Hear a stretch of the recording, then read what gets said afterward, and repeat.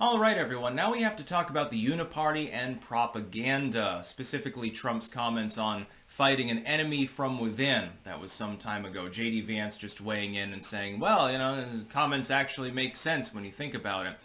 Here's what the legacy media is telling us to believe Trump was referring to. That the enemy from within is random citizens, so people who happen to disagree with him for some ideological reason. Some random liberal, some random AOC fan, somebody who voted for Bernie Sanders perhaps. Maybe Al Sharpton, who worries that he's going to be put on a government list. Ooh, that's spooky. Not that liberals haven't suggested doing exactly the same thing after J6 on multiple occasions. I talked about that several days ago with AOC, Maxine Waters, and others.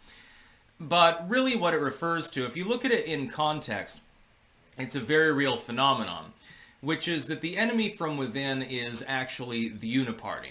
That is that there are people in our government and in the echelons of power, banking, corporations and business, military-industrial complex in general, education and so forth.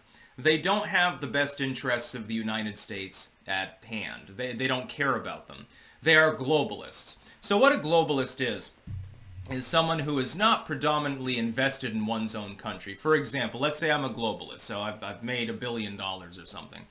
My investments are also in China, they're in Russia, they're in Zimbabwe, Argentina, Brazil. I've got investments in New Zealand, I've got investments in Belgium, I've got investments in Poland. If, therefore, there is a socio-political situation in which the United States runs up against one of those nations. Let's say I've invested heavily in China, and the United States and China are at odds in some way. I'm going to throw my money and my influence around, necessarily out of a self-preservational sense. Necessarily, I'm not going to have all of my skin in the game in the United States. I'm not being patriotic in that fiscal and potentially diplomatic sense, because I've also got investments over there. So my attempt to influence the machinations of government and business is going to be from that angle. The enemy from within are people within our society who do not predominantly give a shit about the United States and its people. They predominantly give a shit about themselves, and in so doing, because of their portfolio of investments or their influence in general across various borders, or dual citizenship in many cases, members of Congress, of course. I will say no more. There is split loyalty involved there.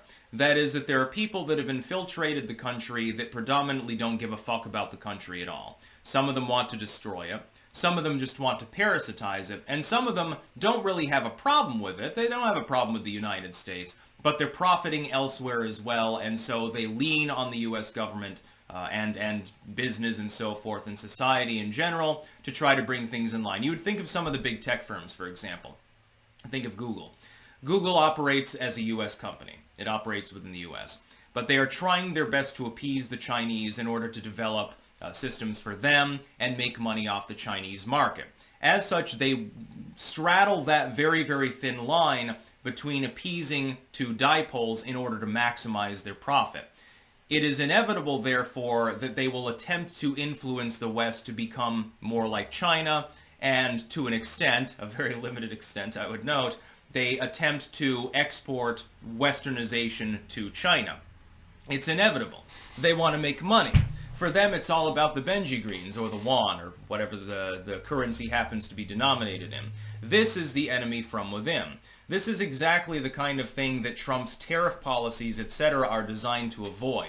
To move back to a system where it incentivizes people to be America first. That's literally all it means.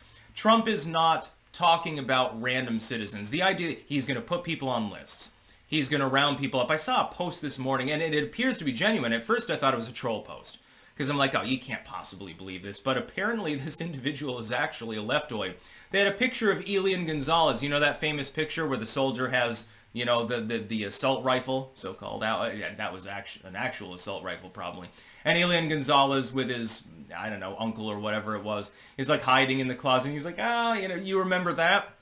And talking about, well, Trump wants this all across America, rounding people up at gunpoint. Point out that it was the Clinton administration, a Democratic administration, that did slaughter a lot of its own citizens. Look at Waco, etc., Ruby Ridge. Janet Reno, butcher, of course. I don't know if she's still alive. Hopefully not. She'd be turning in her grave if she knew about Donald Trump being president of the United States and not wanting to pursue similar policies. I would point out that that was under a liberal administration, a Democratic administration. But the idea is preposterous. Number one, no such power exists in the executive branch, Paulus Comitatus, etc. And number two, that doesn't appear to be on his wish list anyway. Starting no new wars, I guess, is the crux of the problem. That's the other part, the warmongering aspect. There's an enemy from within in the United States that wants to profiteer off of selling weapons to people, letting them blow things up, and then going in and letting other companies rebuild after the fighting stops. This is what we did in Iraq. We've done it in Afghanistan. We're preparing to do that in Israel and Lebanon and I'm sure the Gaza Strip. And it makes a lot of money at great human cost. But it's over there. It's them that are dying. It's those people that are suffering. And so, these profiteers don't really give a shit. Donald Trump appears to have a difference of opinion and think that that's a bad idea. Is it lucrative? Yeah. Would it be more lucrative to incentivize businesses to grow in the United States so that you have an expansive middle class and people that are capable of working and making ends meet, putting food on their table? Yeah, it'd probably be a better system. You see, we've tried it before. It seemed to work fairly well. Between the end of the Civil War era, the time of the post-antebellum Civil War period, through at least the middle of the atomic era, that system worked pretty goddamn well. Unfortunately, we decided to abandon it in favor of corporate neoliberalism and globalism. That, I think, is the crux of the problem. And people say, well, we can't go back to the way that things were 100 years ago. Well, sometimes the old is new. You see this if you listen to the modern music scene. You're going to hear a lot of 80s influence right now, by the way. There's a reason for that. It's because as times change, the way you do things has to change.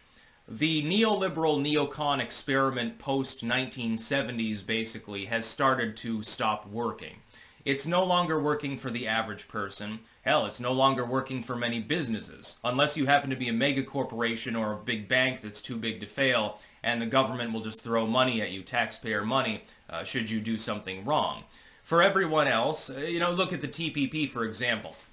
The TPP was the radical notion, a post-globalist notion you could call it, that a business person, a billionaire in the United States, should be able to go and price out all of the smaller businesses in some Vietnamese town and establish a monopoly there.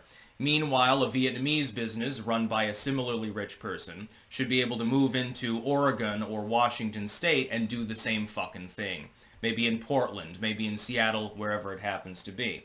It would have crushed small businesses, it would have crushed entrepreneurship, and it would have created a global network of, effectively, fascism. Government-guaranteed corporations that work cross-border in order to screw the little guy. Well, Hillary Clinton thought that was the golden standard of trade deals until she didn't. I would note that Kamala would probably try to revise it. On day one, Donald Trump said, "I'm not signing it." There is a difference between these two candidates, by the way. For all the black pillars out there, yes, there is a demonstrable difference. If you want to lose several million good-paying jobs, just vote for Kamala Harris. If you'd rather not do that, and you'd rather put the screws to other countries trying to abuse us because you don't believe in globalism, you should vote for Donald Trump. The enemy from within is not some random citizen who happens to have a difference of opinion with whatever reigning government happens to exist. It's a very, very rich citizen who is attempting to bilk people on both sides of some international border. That's the enemy from within. That and subversive agents that are trying to weaken our civil construct, our legal system, our constitutional system, our democracy. The real war on democracy is being waged by a bunch of globalists. It's not being waged by populists. They love the democratic system insofar as it can be used to promulgate liberty. Globalists, of course, do not share this basic opinion. For them, it's simply about the money. That's about all. Peace out.